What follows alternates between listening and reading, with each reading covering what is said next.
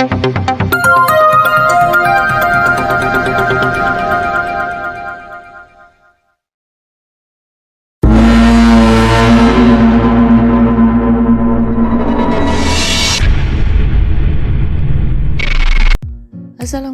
warahmatullahi wabarakatuh.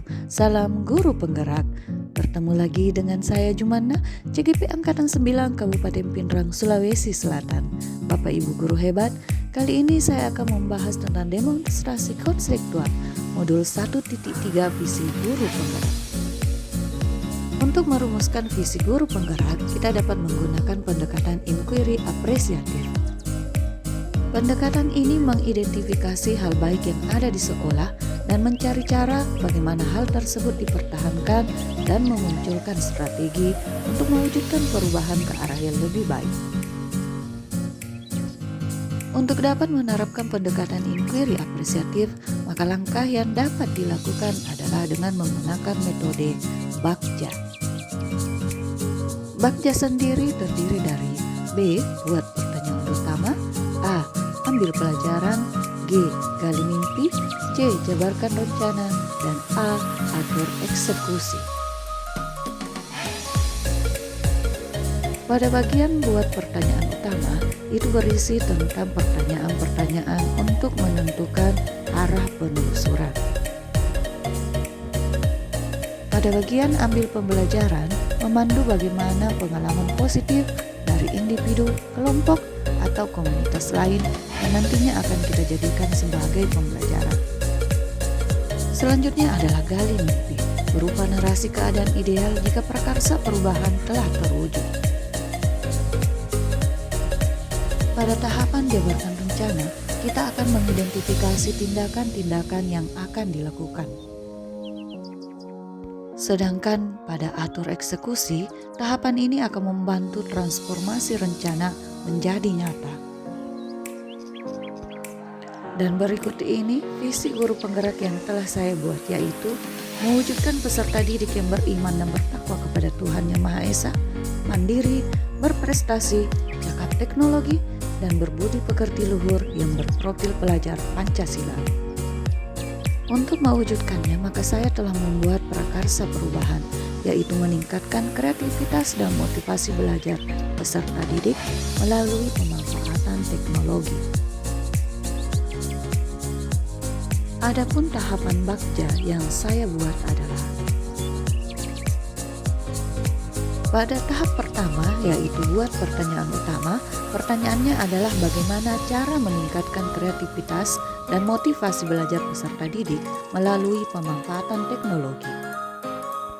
Tindakan atau penyelidikan yang saya lakukan, yang pertama adalah melakukan diskusi dengan kepala sekolah dan guru sejawat, kemudian mencari referensi dan praktik baik tentang cara meningkatkan kreativitas dan motivasi peserta didik melalui pemanfaatan teknologi, dan yang ketiga, mencari tahu karakter peserta didik melalui asesmen diagnostik. Pada tahap ambil pelajaran, pertanyaannya adalah siapakah guru yang ahli di bidang teknologi dan selalu memanfaatkan teknologi dalam pembelajaran di kelas. Kedua, teknologi apa saja yang digunakannya dalam pembelajaran. Dan ketiga, bagaimana memilih media atau teknologi pembelajaran yang tepat agar meningkatkan kreativitas dan motivasi belajar peserta didik. Pada tahap tindakan atau penyelidikan, saya akan mencari referensi tentang tokoh guru yang ahli di bidang teknologi, kemudian mencari referensi tentang media atau teknologi pembelajaran yang sesuai untuk meningkatkan kreativitas dan motivasi belajar peserta didik. Tahap selanjutnya adalah gali mimpi. Pertanyaannya, apakah pemanfaatan teknologi dalam pembelajaran dapat meningkatkan kreativitas dan motivasi peserta didik? Bagaimana agar pembelajaran berbasis teknologi dapat diterapkan pada guru yang lain?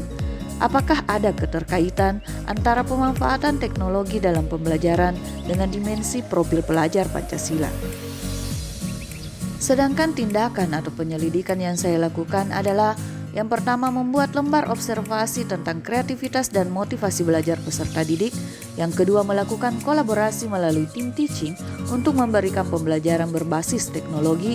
Yang ketiga, mencari informasi tentang dimensi profil pelajar Pancasila dan berkonsultasi dengan orang yang berkompeten dengan hal tersebut. Selanjutnya, tahap jabarkan rencana. Pertanyaannya, apa saja langkah-langkah untuk mulai membiasakan pemanfaatan teknologi dalam pembelajaran? Apakah media yang digunakan dalam pembelajaran berbasis teknologi? Bagaimana usaha menjaga keberlanjutan pemanfaatan teknologi agar terus dapat dilaksanakan dalam pembelajaran di kelas? Sedangkan tindakan atau penyelidikan yang saya lakukan adalah membuat perangkat pembelajaran, LKPD dan instrumen pembelajaran yang tepat, mencari media pembelajaran berbasis teknologi yang tepat sesuai karakteristik peserta didik dan materi pembelajaran, pemberian reward pada peserta didik yang memiliki kreativitas dan motivasi belajar tinggi. Tahap terakhir adalah atur eksekusi. Pertanyaannya, siapa yang bertanggung jawab memonitor agar jalannya kegiatan pemanfaatan teknologi dalam pembelajaran dapat berjalan secara baik dan konsisten? Sedangkan tindakan atau penyelidikan yang akan saya lakukan adalah saya akan membuat jadwal pembelajaran menggunakan teknologi yang bervariasi pada tiap minggunya. Demikianlah rancangan tindakan perubahan yang saya buat berdasarkan tahapan Bagja. Semoga hal tersebut dapat membawa perubahan ke arah yang lebih baik dengan selalu mengingat keberpihakan kepada murid. Terima kasih. Wassalamualaikum warahmatullahi wabarakatuh.